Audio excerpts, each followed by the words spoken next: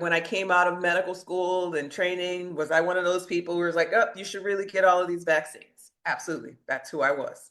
But as I said in the very, close to the beginning of this, the way we handled COVID, the way we handled gender medicine made me question every single thing that I learned in medicine. Somebody get this guy some help.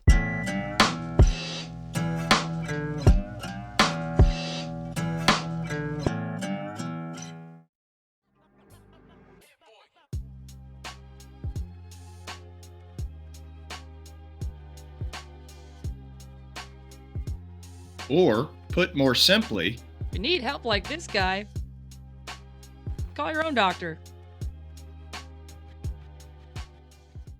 We could talk about any one of the, issues that I have written down to bring up with you at length for hours and hours, I'm sure. But there's one that you mentioned that not a lot of people are talking about. And I was so hyped to hear you talk about it.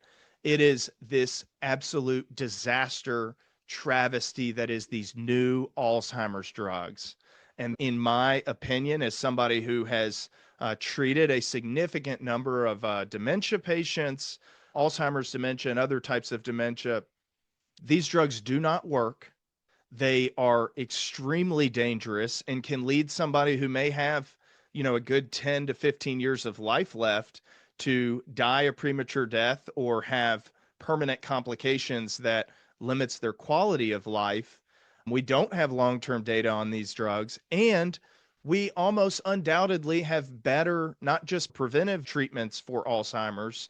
There are better existing treatments, whether you're looking at the approved medications in Aricept or donepezil and memantine or Namenda, or whether you're looking at what I think is one of, if not, the only real effective psychiatric drug in lithium. And even using low doses of lithium is looking like it's going to have a major preventive effect on Alzheimer's dementia in the way that we would like for all of our medicines to work, building over time and not giving us some superficial bump that makes it look like the med is effective, but not actually having the long-term outcome data and safety data to go along with it.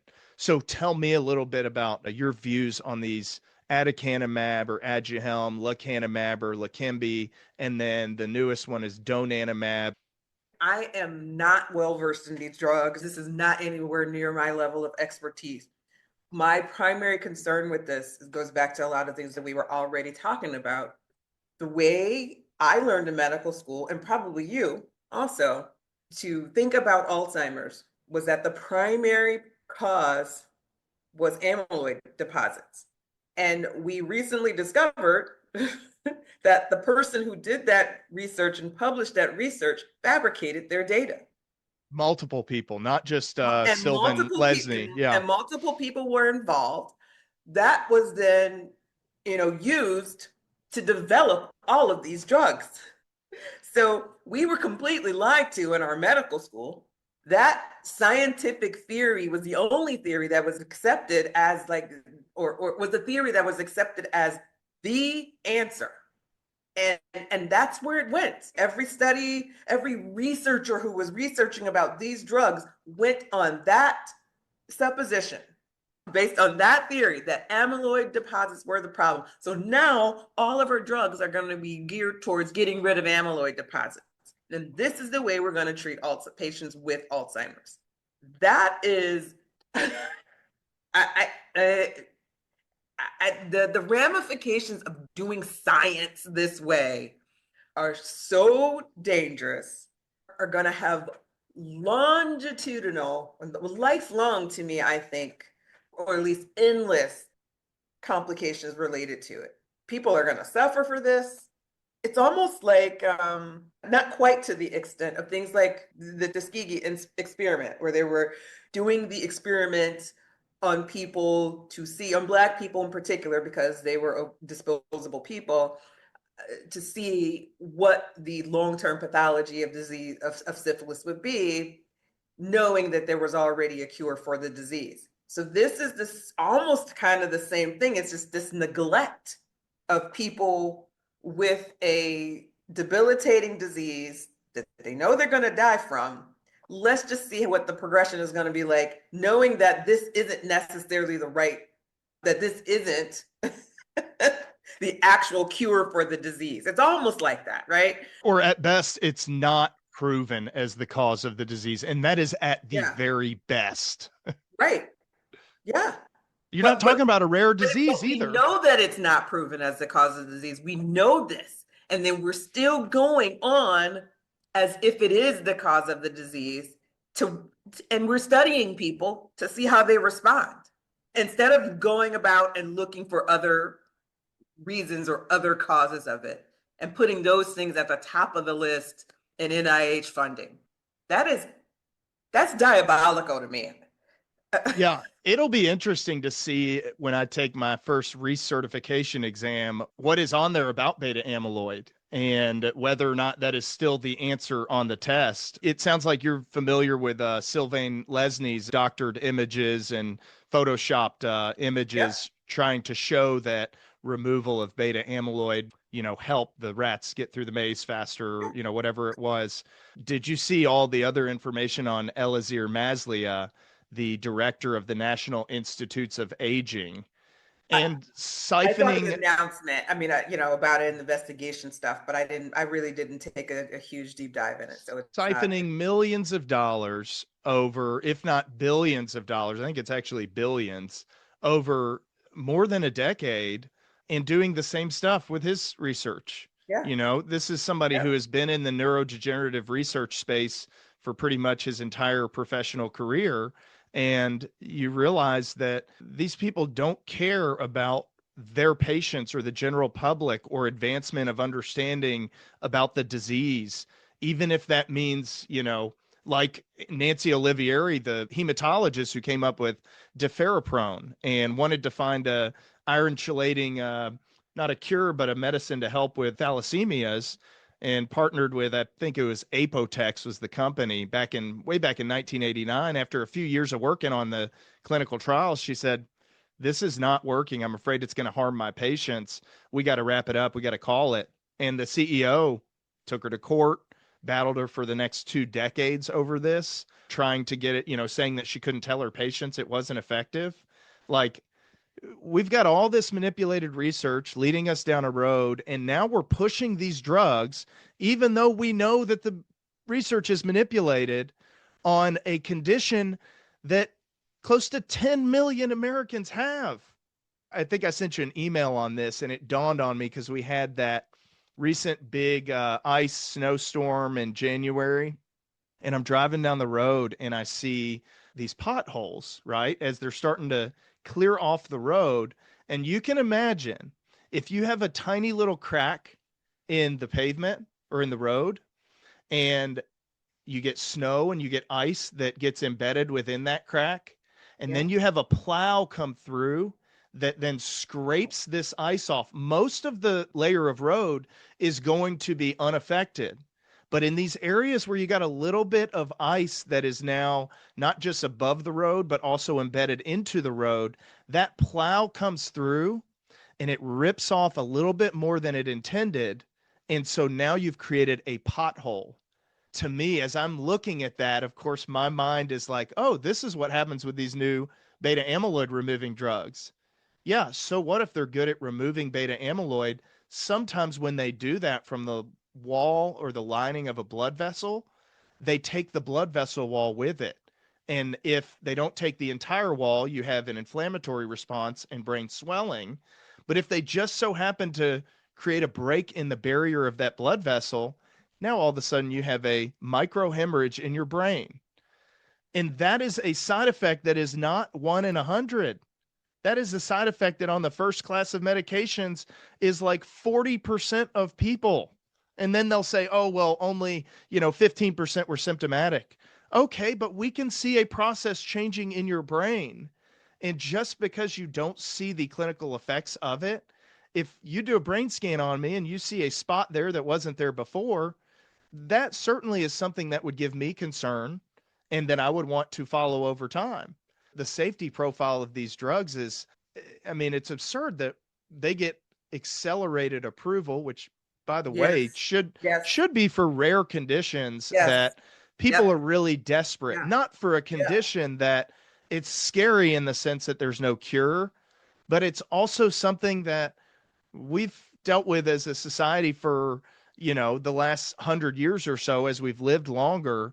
And it's something that people tend to live with for close to a decade, if not longer. And so, when my patients try to get enrolled, or hospital systems try to get them enrolled in these studies, oh, Nikki, Yeah. that just pisses me off.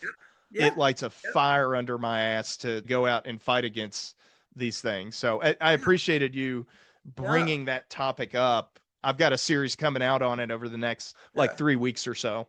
Along these lines, I did a webinar for Fair Medicine with Dr. Adam Urato. He's a Yep. OBGYN. I've got him coming on next month. I had him You on back in do. Yeah. April or June of last year on Yeah. SSRIs in pregnancy. Yeah. Well, we talked about the drug McKenna. Yep.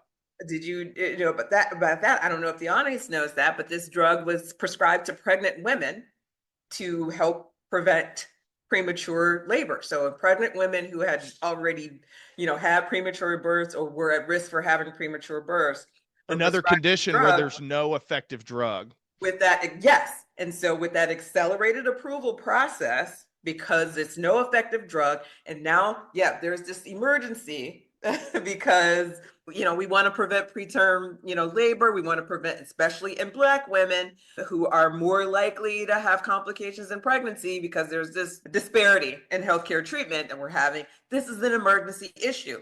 But when there was actually data that showed that this wasn't working, and in fact it was actually harmful, to pregnant women, there was still a push, and a political push, to keep the drug on the market, just because of the perception that this is the only thing that we have to do something about this problem. And all of these things, kind of circling back to the beginning of this, of this conversation, is these are the things that we learned in medical school, right?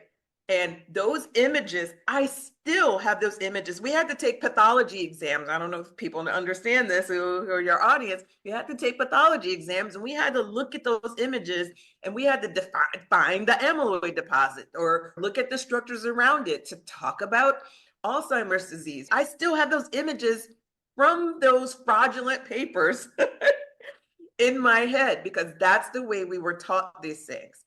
And so every student, every trainee, everyone studying this stuff comes up having to learn this over and over and over again. And it all goes back to the money, and the lack of ethics that's within the whole kind of organization, and the science, what makes the science the science. It is complex. It is not going to be easy for us to break that down. But I am hopeful that all of the transparency around these things is really going to have people more skeptical about what they're reading and what they're learning, and demand a lot more transparency. What we are seeing happen, though, is there's this huge pendulum of distrust in science altogether.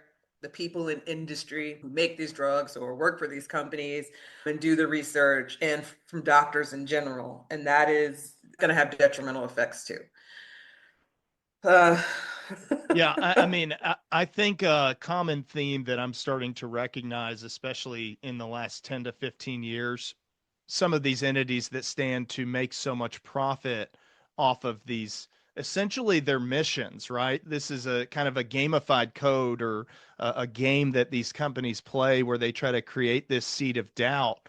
And they use the things that we as humans are most passionate about, things like race inequality, gender inequality, political ideology. They use them as a force for manipulation to try to sell a product. Yeah. What do you make about how these kind of industries try to divide us using these really hot button social issues? Well, look, what I'm trying to do in general, my goal is to just present information. And I try to present it evenly. I present people who have an approach, they may either agree with the current, scientific doctrine, or they may disagree with it. But I want people to just present good evidence, good sound evidence, and then have the conversation from there. Because if we don't do that, if we ignore the people who we think have been doing things the wrong way, we include the people who have a new way just because it's a new way and it's against this traditional way that we all have proven is wrong or whatever, then we're completely missing the middle and the real answer. But we do have to have a conversation. The biggest problem, though, is that our medical establishment, even our political fora, are discouraging this type of nuanced discussion. So it's just going to have to be us doing it. So podcasts like yours doing it. I encourage everybody to speak up. I don't care what station you're in, do it. It takes one person to start the train rolling.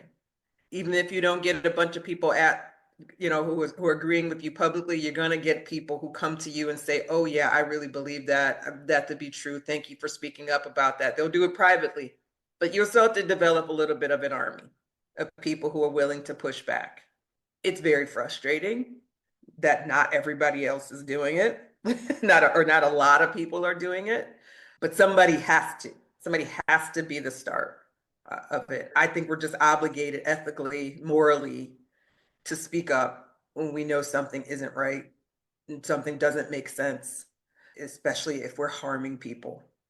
That's such an important point. You mentioned this earlier, that it's not about just achieving the goal of reforming healthcare. That's a huge goal. That is something that any individual one of us is going to have a hard time moving that needle to a significant degree. But you said my role is in trying. I've got to be trying. Yeah. And I feel the same way. I didn't start this podcast for years after wanting to get started with it, until eventually I let go of the goal. And I said, what is the value? The value is in trying. The value is in having these conversations. Even if 10 people listen to this conversation, if we can move the needle on a couple of them, if they can have an impact on a couple of more, then we have done our job in trying to move the needle of healthcare, and that is all we can do. That is our role. It may seem like a daunting task, but it's so important that we speak up on these issues.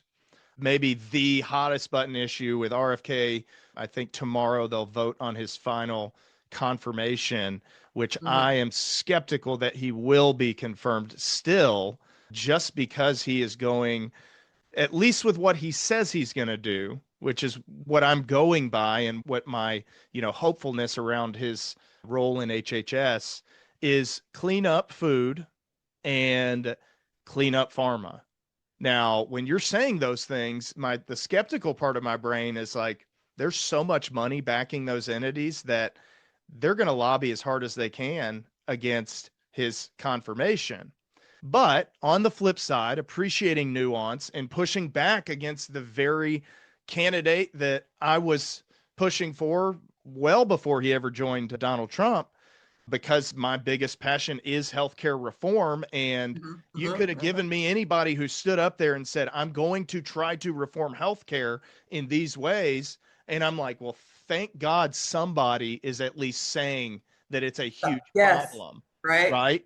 And what we're doing is not working. We're dying earlier. We have worse maternal fetal outcomes. We've got worse outcomes with chronic disease and all of these autoimmune conditions, and et cetera, et cetera.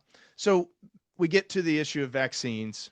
I saw Bernie Sanders and RFK going back and forth on vaccines. And for the most part, I was a little turned off by Bernie's yes, no, kind of trying to push him into a position of yes or no on vaccines in general, which is not what the conversation is about. But I also have to give Bernie a little credit, because he brought up a picture of the Children's Health Defense on their website that had these little onesies, no vax, no problem, which is also can be very dangerous to say, okay, I'm going to either get every vaccine that is on the schedule, or I'm going to get none of them. That is inevitably going to lead to the resurgence of some conditions that we don't want to see the resurgence of.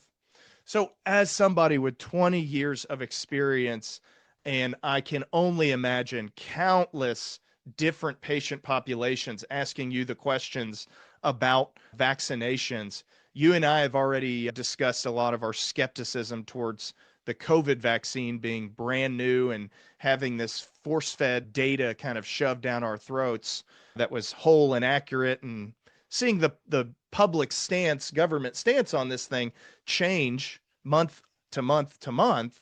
So let's try to appreciate and provide some of that nuance for our viewers and listeners. Where does the data fall on vaccines that you would absolutely, for your own children, for your patients, for their children, say you should absolutely go ahead with this schedule? And then maybe these are the ones that have some uncertainty, and these are the ones that are very, very uncertain. So this is a fantastic question. So first of all, my kids have, are fully vaccinated with the exception of COVID. I am doing, it's been very difficult to get, pull a bunch of people together and do everything else that I'm doing at FAIR, but I am doing informed consent webinars on vaccines. I actually have one in March that we're doing on the COVID vaccine itself. I did one on the HPV vaccine with scientists, and we just talked about what the actual data is. I look at one of my favorite people in medicine asking the question about the vaccine schedule and efficacy of each vaccine and deciding to sort of relook at them is Dr. Tracy Beth Hogue. I worked with her with Urgency of Normal. We came up with a toolkit on how to get kids back in school. We talked about masking and we talked about the COVID vaccine, that kind of thing. But she's actually licensed to practice in Denmark and also in the US. Obviously lives and works in the United States. She worked with Governor DeSantis on his COVID policy as well, served on a panel. But she has been taking a dive into looking at the vaccines themselves and looking at an alternative approach to the vaccine schedule. It's in addition to looking at each vaccine. It's hard to pinpoint her down because she's so busy to get time, but I am working with some other really good scientists who do look at this data. And what I think we need to do is review all of it since the beginning. Which ones were actually proven to be efficacious? Which ones do we still need? And in what order? And how many do babies actually need to get? I know for sure that I questioned the hepatitis B vaccine when it first came out for infants. When I was in residency at the time, we used to have these things called morning report, where we would actually talk about cases that happened. We'd have attendings there, faculty there, we'd have residents from at different levels, and we'd have medical students. So everybody was kind of sitting in this room, we're talking about a case, how best to treat patients. And I remember the period when we were actually learning that the CDC was adding a recommendation for hepatitis B vaccine to be introduced to the newborn infant. And this was when it was first starting. And I was one of the people saying, wait a minute. Because the rationale for introducing that vaccine was because the moms weren't being protected. So there was a risk that they would actually pass down hepatitis B to their child, or their child would get it later on through sex. Right? In birth, correct? Like Yeah. during the birthing process, During birth and delivery, the child and all of can that stuff. contract Yep. Hep B from the mother, but the mother has to have an active Hep B infection for that to happen. Correct. So it was completely irrational, but it was all like this guise of like, let's prevent these babies from getting it in the first place. When we really, you're not doing that at birth. That's not happening at birth. We know this. They knew that wasn't happening. It was just, let's get them started while we have them as a captive audience. Basically, that's really all it was about. And so did that happen with these other vaccines? How did they get approved? We know the vaccine approval process is very different. The discussions around it are controversial. The line between what we're doing to actually prevent something from happening versus what we want to prevent needs to be drawn clearly. And I think the line is blurred. I am not against vaccination. I don't believe that there is good evidence that proves that vaccines cause autism. There's lots of other things that correlate with a rise in the diagnosis of autism, but I do absolutely 100% think that we need to look at them again in light of everything that we've learned about how the process for developing them and getting them approved goes, and the fact that we aren't really doing any longitudinal studies in children who've received them to see if there's been some sort of harm. And the only harm data that we actually have is all case related based on the VAERS reporting system. It is the most unreliable reporting system that we actually have because it's all voluntary and it's case by case. And a lot of the information shows a relationship. There's a correlation between a patient having some symptom, after they've gotten a vaccine. And we don't know for sure that it was the vaccine. There's lots of speculation about it, but it's real and it's honest. And, you have parent accounts who are saying, their kids lost the light in their eyes after they got a dose of, whatever, either an MMR or a DTaP vaccine. I don't know what's true and what isn't. We shouldn't be ignoring people who have these questions and concerns. We should be doing everything we can to find the information for them.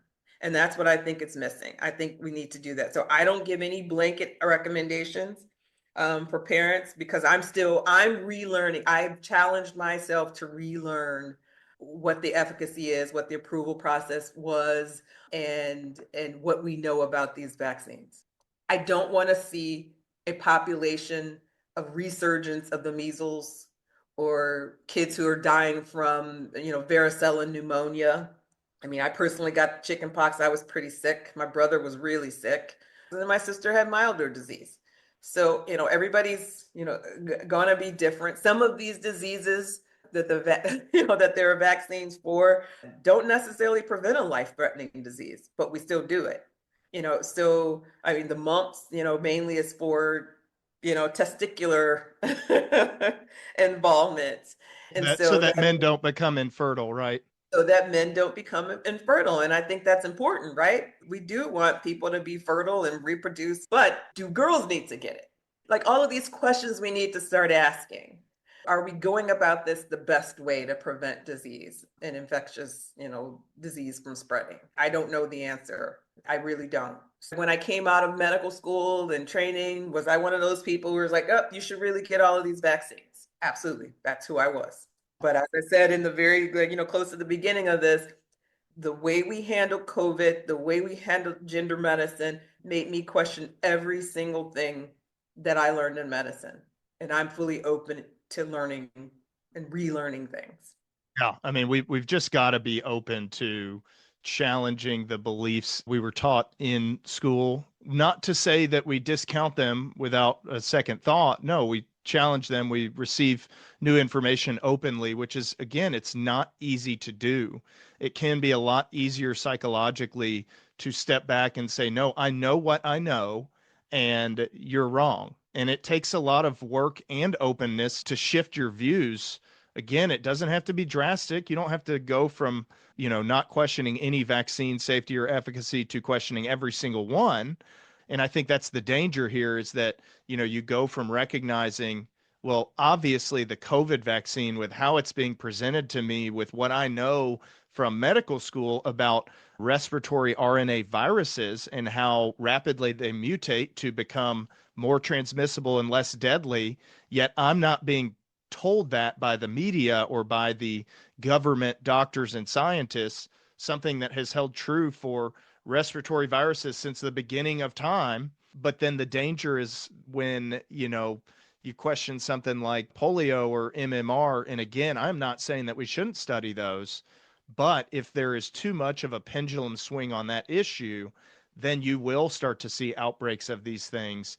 My buddy who's been on the podcast before, a pediatric epileptologist, says, we're going to start to see some of the other side of that argument where people have a permanent medical complication of contracting the disease because they did not get vaccinated against rubella and they lost their hearing, for example. So again, it's a very nuanced issue, and I think it can swing. And that's why I thought bringing up that t-shirt, no vax, no problem, like this is a blanket one way or another type of issue that could be extremely harmful. So I agree with you. I think that we need to be open to studying these, but also probably put money into priority wise the ones that maybe are backed by less data and less common sense. I Yeah. mean, polio, I know there are questions about the polio vaccine, but you look around and people are not, dying and losing their respiratory capabilities or losing the ability to use their legs, becoming paraplegic from this, like what happened 50, 60 years ago.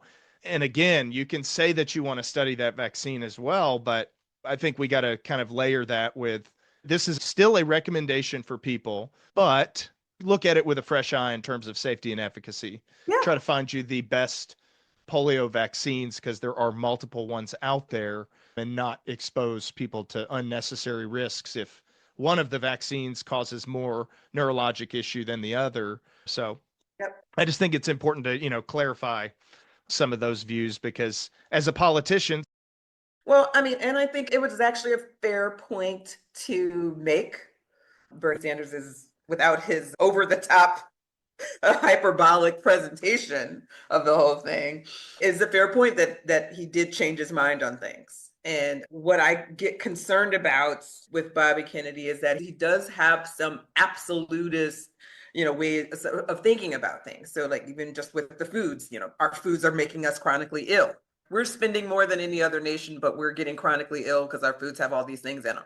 But he's also declared that he wants to produce good science and go back to gold standard science. So I'm 100% for that.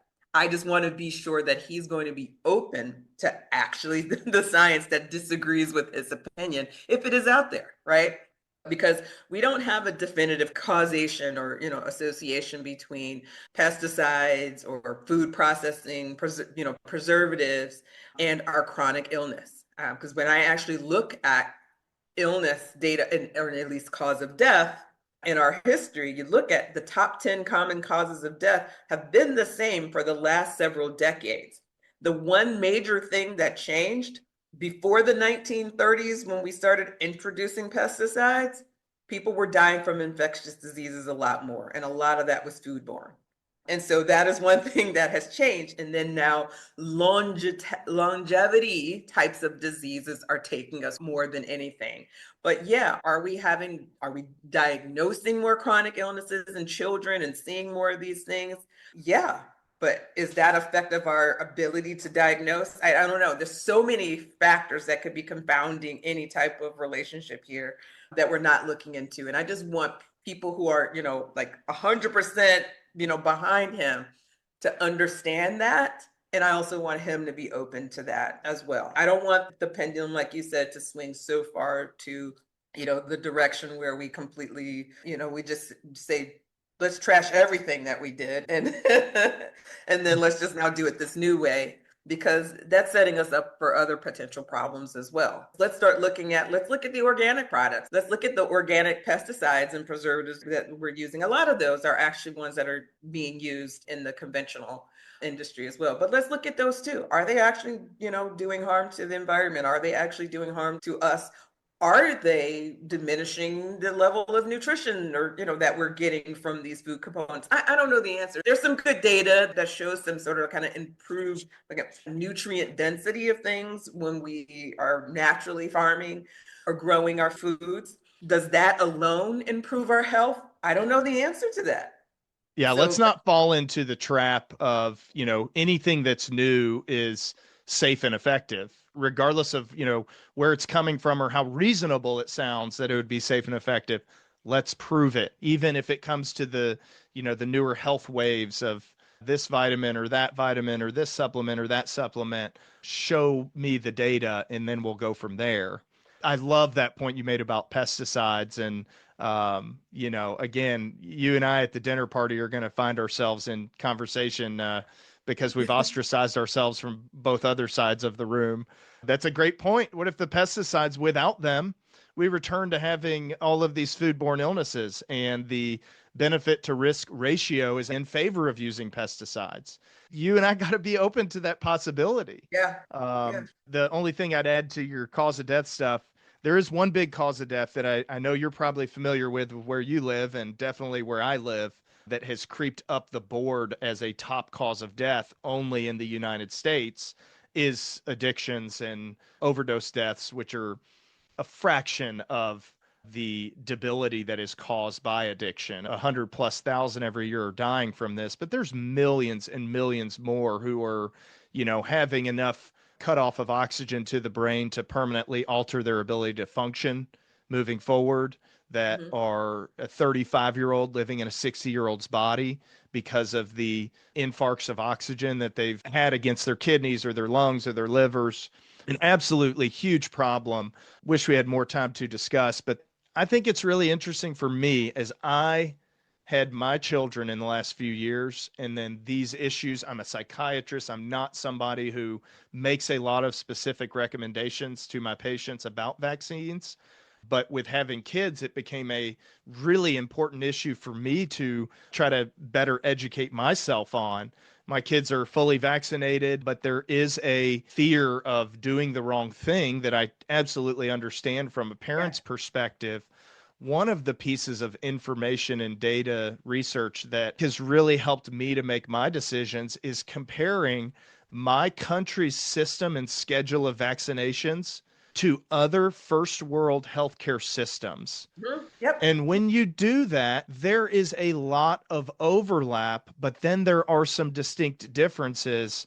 One which you will never hear the media talk about: COVID is not recommended around the world to 6-month olds like it is Correct. It's here. well, and in some nations, it's not recommended for children at all.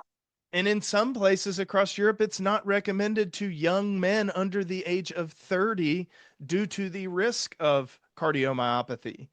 These are things that you're not going to hear on the news, but all you have to do is get onto Google and start looking at the way that other countries recommend their populations get vaccinated.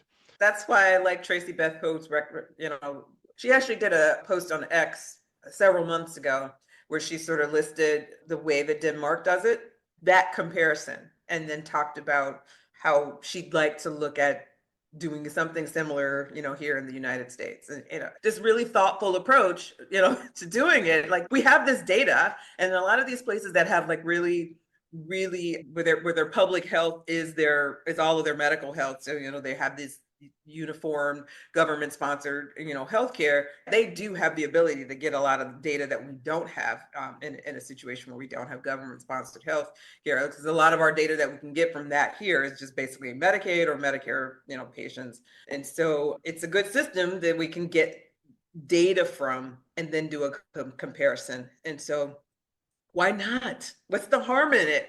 There's none. Same thing with food. Look at places where certain additives are banned, and the things that you're worried about when you look at the mechanism of action of these different food additives in terms of causing disease. Look at the rates of whatever it is that you think is affected by this pesticide or that pesticide, and compare it to a place that doesn't have those in their general food supply. And then you can start to build more evidence. Again, I don't think that if you're a true scientist that you ever get to 100% certainty on an issue. You get to a degree of certainty that you feel comfortable making a recommendation, but you better damn well be appreciative and respectful of the massive amount of unknown and uncertainty that exists in our fields and what we do. We are trying to make the best decisions as possible and recommendations for our patients with as much information as we can in a way that is communicated to them as effectively and efficiently as possible. And at the end of the day, that's our role. Provide informed consent. Let the patients make the decisions that are within reason. But ultimately, I hope that we can get back to that. And I appreciate the work that you've done and continue to do, especially on the advocacy side. And, I hope that a few years from now, we can have different words to describe people like you and me, that maybe we will be called nuanced instead of extreme in either direction. Or maybe we will be called as somebody that isn't paid by any entity to promote the views that we're promoting. We are promoting them because we believe them. not because I have some product to sell you that is, oh, American healthcare is this crock of, BS. And here's this product that Dr. Ethan Short has, and it'll fix all of Yeah. your ails. And Yeah, yeah, you're paid by big pharma there, Dr. Short. And and when I did Urgency of Normal, I was accused of, or the whole team was accused of getting paid by the Koch brothers. Like, look, bring on the big money here, the dark money, because I ain't getting that. I'm barely scraping by here. So yeah, and that's so important to yes, understand I look the forward to that too, that time period too. understand the motivations of where information is coming from too. You've got a Yeah, government that is standing to make money or at least appease its biggest donors via the decisions that they make. Okay, that's a little bit differently than a career researcher on lithium who doesn't get paid by any pharmaceutical company, who is investigating it because they think that it works as a preventive measure against dementia at low doses. That's a lot different. There's no big lithium fund out there. There's a lot of small companies that make a lithium medication product, but none of them are able to patent it and have a brand that they can sell exclusively. So again, it's not perfect. It doesn't mean you can just rely on motivations or financial interests. It's yeah, another piece to the puzzle that we absolutely have to consider. yeah. Any final or closing thoughts? Again, it's been wonderful talking to you and finding No, the nuance in our different, viewpoints and the extremes of all of these kind of hot button issues in the field of medicine. thank you so much for having me and giving me this opportunity to speak about, what I think about, think the work that I'm doing at Fair in Medicine. I'm excited to see your continued work. I'm glad to have found you. I'm glad to know you're out there and people like you are out there. It's so inspiring that there is a group of us. We do exist, and we're not all just like any other group. We're not all a monolith in medicine, and I hope to see us grow a movement of people who want to really look at the data, look at the information, do the best thing for our patients and work with our patients, not just, tell people what to do just because we think it's the right thing. And then also just challenge these systems, challenge these science. So I'm excited. I hope that your listeners or watchers would actually tune in to some of the Fair in Medicine webinars and some of the other work that I do, because that's the kind of stuff that I'm going to be continuing to do. On this coming Wednesday at noon, I will be talking with a scientist, a journalist, and a physician who have a nuanced approach in a different way about some of the things that we were talking about. And they may not necessarily, be in agreement with the crowd who follows RFK Jr., but I'm going to let them have their say and talk about what they think about the upcoming administration, what they think that means to medicine and industry and, science and journalism. If folks want to look on X at the Fair in Medicine, or LinkedIn or Facebook, that's where it's usually announced. We also have a X account for Fair in Medicine as well, with the announcement for those things. So if people aren't on social media, just go to my website, drnikki.online, and find out more about me and get the links to work that I'm doing. So They can reach out to you directly on your yes, website, correct? just like you did. So Yeah, reach out to me absolutely. directly. And if folks feel inclined to donate to help me continue doing this kind of work, that would be helpful too. It's not tax deductible, but it does benefit me. It goes to, me surviving without a life, practicing as a clinical medicine, so I can continue doing the advocacy work that I do with writing, speaking, and just really telling the truth.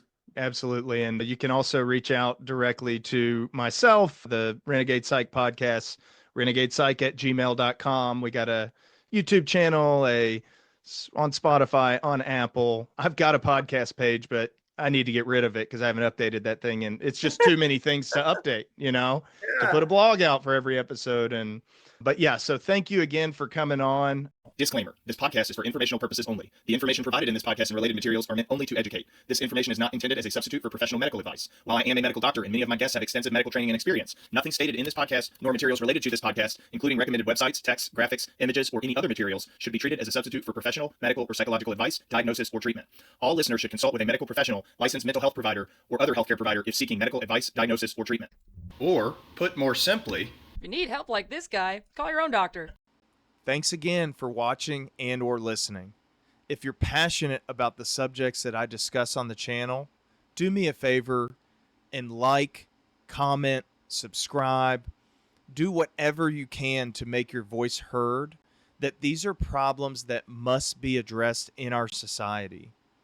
If you have any questions, comments, or concerns, I want to hear them. Feel free to reach out on social media or email us at renegadepsych@gmail.com.